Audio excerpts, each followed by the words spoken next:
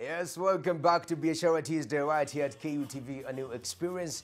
And as I told you that there are people who have experienced the system, 844 academic system, and they know they have mastered like the palm of their hands, the flaws and the pros and the cons of this particular system. That's why today I have somebody who's completing this 844 system. Basically, he's on the last dot of the four, the last four. It actually is the full stop after the four. Yeah, his name is Lamech Migiro, a student at Kenyatta University. Lamech, welcome to the studio. Thank you so much. Wow, it's been a while. Yeah. A lot of development. Indeed. First of all, I can't ignore the fact that you won this KUSA Award 2017.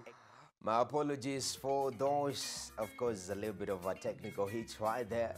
But hatuwezi hold you down a technical hitch. Hata ikatae, we fall, we bounce back like no man's business. That's why I was telling you, we have somebody who's gone through the 844 system, and he knows the pros and the cons of the system. Lamech Migiro is just completing. He's doing his last semester in campus, right, Lamech? Right. Yeah, welcome back to our studios. Thank you We've so much. hosted you in different capacities, but today is purely academic. Yeah. Yes, but before even you go academic, Lamech won KUSA Awards 2017 Exemplary Male Leadership Award. Isn't it cool?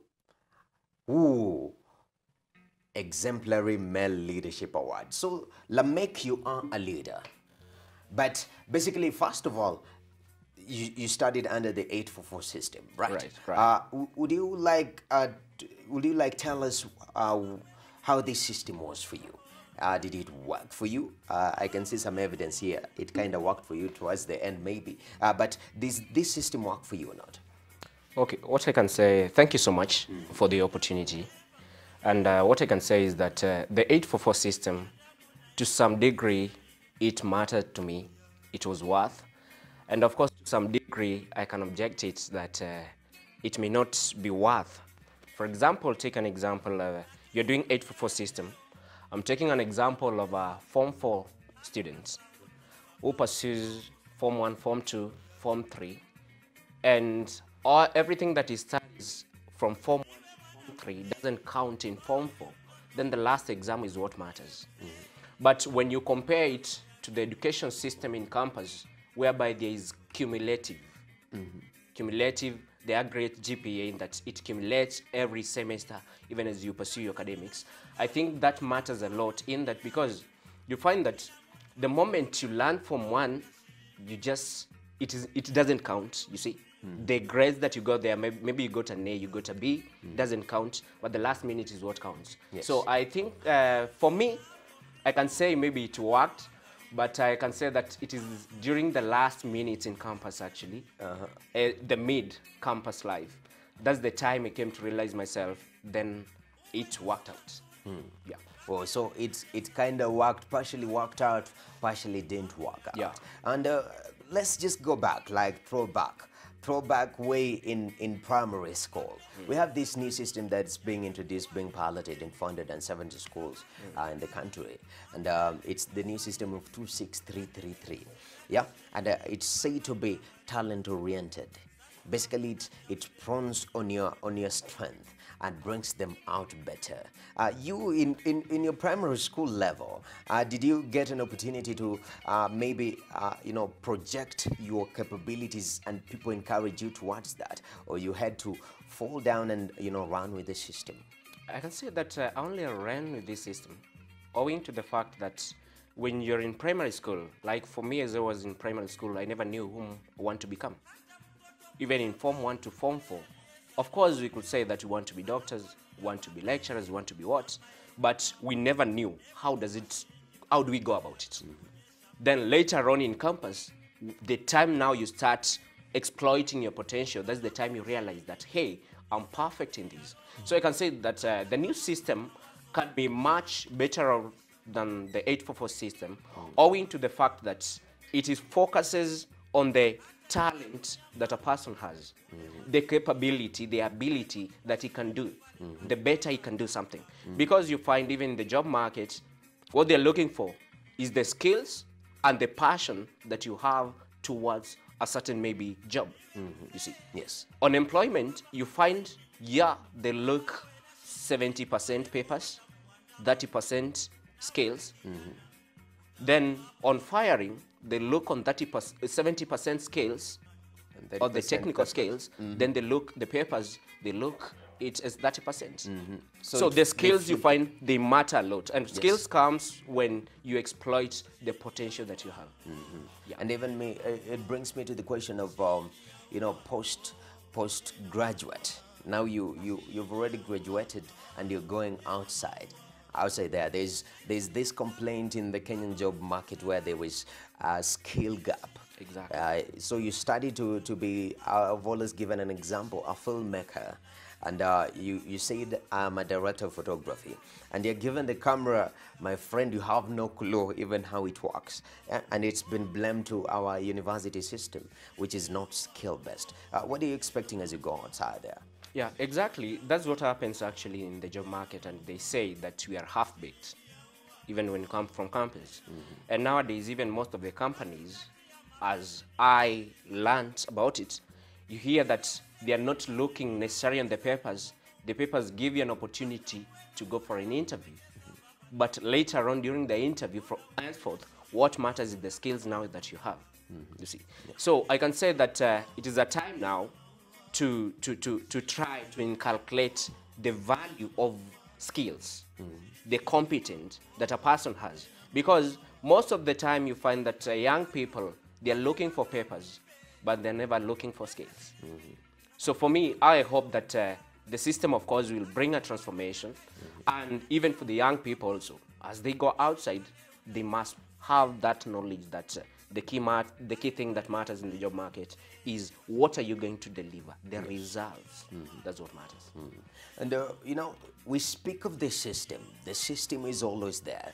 And oftentimes when you follow the system, if it doesn't work for us, we now end up having this many complaints. Oh, the system has not worked for us. That's why the country is in bad shape and whatnot. But I know there are a few people who've stood up to the system and said, even though the system is going this way, we're going to take a different route. And that comes to leadership. I know you've won this KUSA award, Exemplary Male Leadership Award. And being a leader is, I believe, standing for what you believe is right for your people. Yeah. And as for the moment you've spoken about the system, it's not really working well for the Kenyan students. Yeah. What have you done in your capacity as a leader to counter this issue of skill gap and matters to do with you know, our academic system that's not really working for us? All right.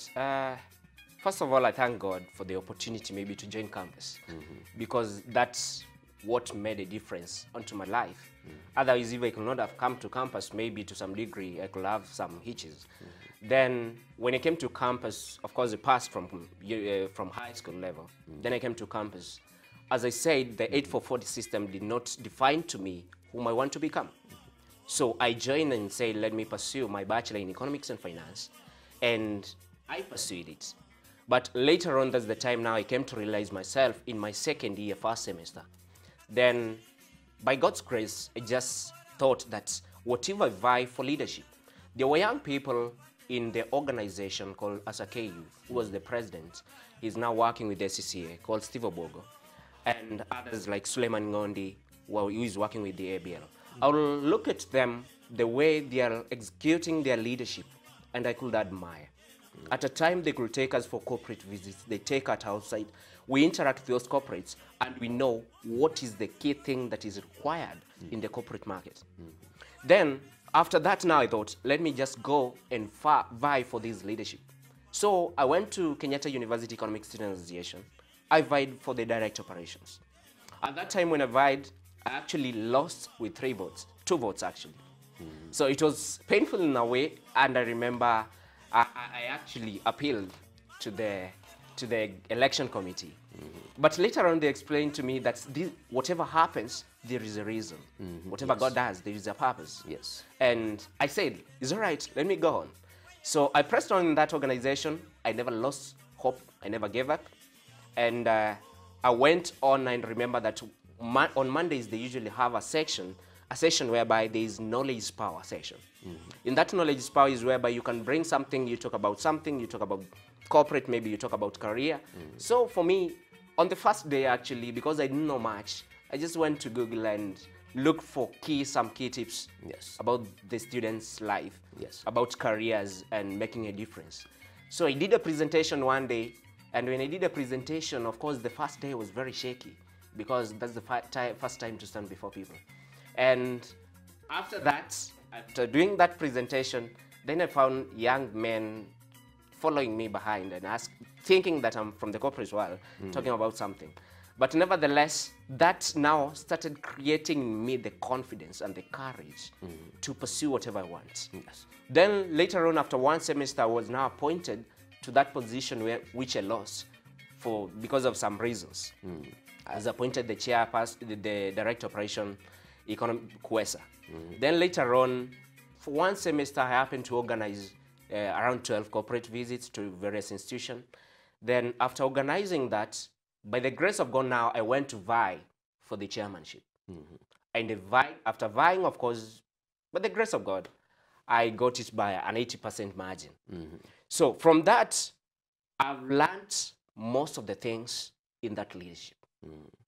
You learn when you take a step, when you take an action. Otherwise, if you don't take an action, you'll never learn something. Definitely. You'll never realize whom you want to become unless you take a broad step to go and achieve that. You see, for example, you want to become a peer, you need to start behaving like a peer person. You need to sharpen your communication skills, your interpersonal skills, your negotiation skills, you see. So when you nurture the talent itself, of course, now you become competent. So you've spoken about your leadership journey starting second year, and I was hoping that hopefully the new system will give an opportunity. Somebody will be saying, you know, when I was in class 3, they realized that I was a leader inside, and they encouraged me and started giving me responsibility. By the time I was in class 7, I was doing this and this. By the time I was joining campus, my friend, I was in a totally different league. That's the story that we hope to hear from the different, the upcoming, academic system. But you've spoken about your leadership journey, and you being part of the leader, you've spoken about taking initiative as a leader. What are some of the initiatives in your circles, be it as a KU, that have gone against the current of the system, where we encompass just to get the GPA and we out of it? What are some of the things, specific things that you can pinpoint as a leader you've done or orchestrated to push against the system to make sure that people are gaining something out of the 844 system? Wow. Actually, when we come to campus, the key thing majorly is to pursue academics, and which should also be a goal, because they matter, they give you skills. But above all, there ought to be the need to acquire the skills for that course that you're doing. So for me, what I thought is that I need to do something extra other than going to the mess, maybe to eat, and going to the hostel and going back to the classes. I thought that I should do something extra, and I did that leadership. I went for that leadership. And that leadership now, some of the things that we've done so far is we were able, during the time that I was in that position, we are able to organize around 4 corporate visits, 4 public lectures. In that, much of it is in conjunction with the Dean School of Economics, Professor Wawire, whereby the World Bank, there's a time they were coming to KU to launch the Kenyan economy. We tried to organize to make the session successful. We had also another one for UNDP reports every year, which is every year. And we had also another one with Deloitte.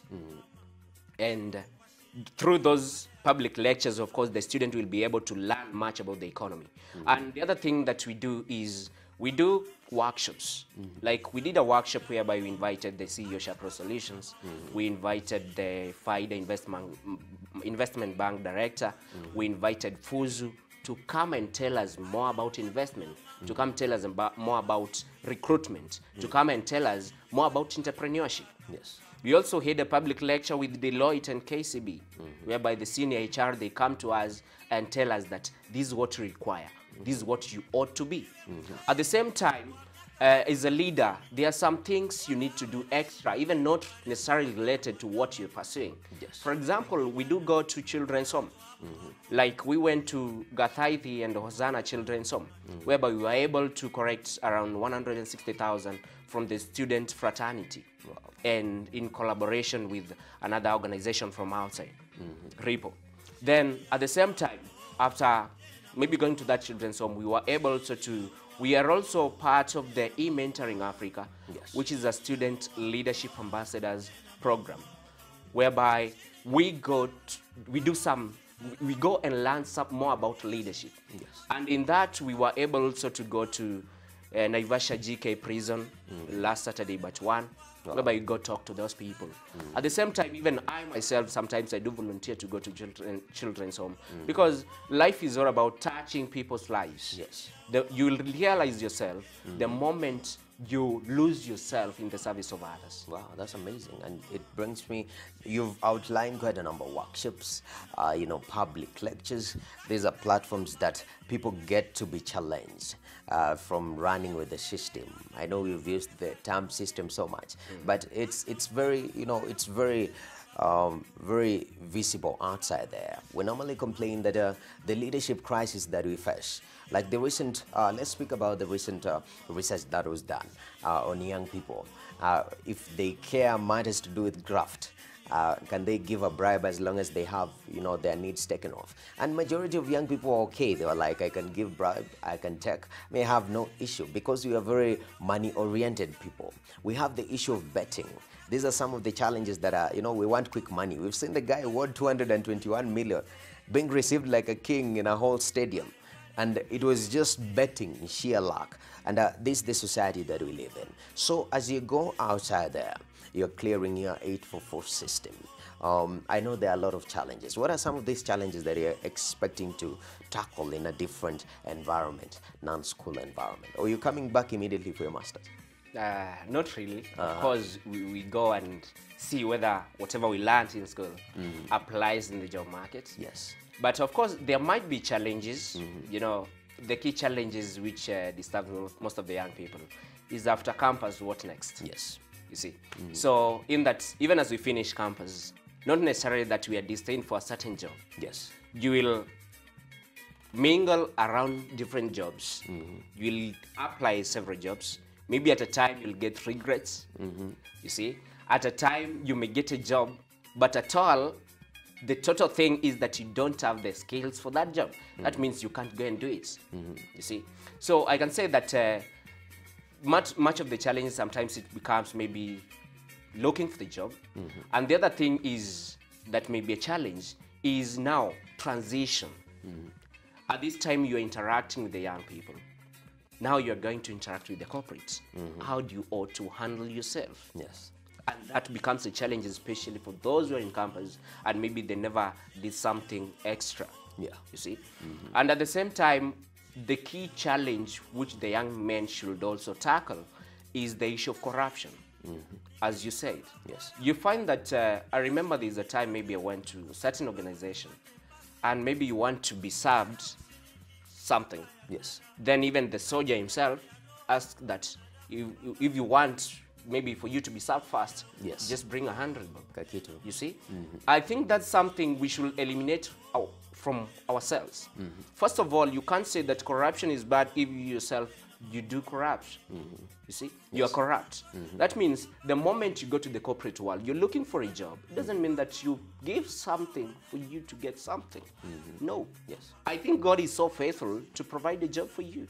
If at all you're a person with integrity, you're competent enough, and you're faithful, He's going to provide for you. Yeah. Oh, that's cool.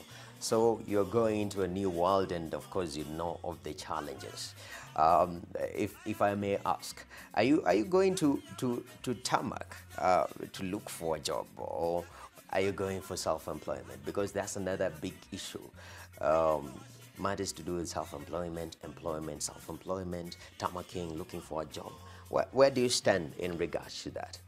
In regard to that, I think we ought, even as we come out of campus, we ought to be liberal. We ought to think in a two-way perspective. There is employability part of it, there's self-employment part of it. Yes. For example, you're getting out of campus. You know, even 1,000 shillings, you can start a business. 2,000 shillings, you can start a business. At the same time, you can go get employed. At the same time, you're pursuing your business. You see? So we should be thinking in a two-way. Not necessarily that I'm going to look for a job. If I lack job, then have nothing to do. No. You look for that job, of course, because sometimes you need some income. Yes. To maybe to go on with your business. You see? So employment is good also, and self-employment should be a thought also to be. Yeah. Wow, that's good. So now you're going out with a lot of accolades, exemplary male leadership. If I were you, I go for a job interview, I carry this. And the first thing, I put it on the table and I tell them, look here, exemplary male leadership. First of all, they ask you what KUSA is, and they tell them Kenyatta University Students Association Awards.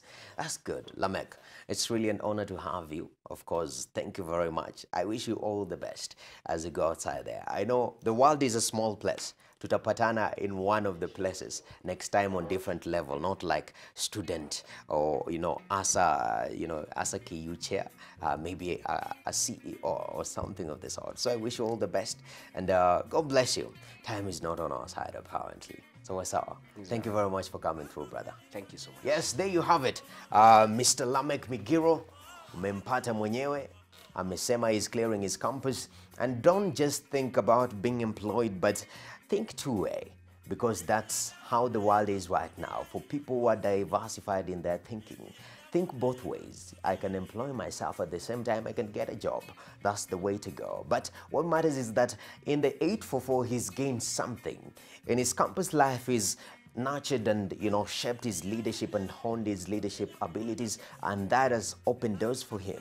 Accolades coming, opportunities coming to make other people's lives better, and I think that's something very, very interesting. Now we're also going to be speaking to a former banker who turned entrepreneur, an open-minded and creative individual that esteems the exploration of one's passion and interest above all else. The founder and director of Mashariki Mobility, a startup that's dedicated to a creation of content that showcases the best of what Kenya and Africa has to offer. Gaming up. We shall be back with that.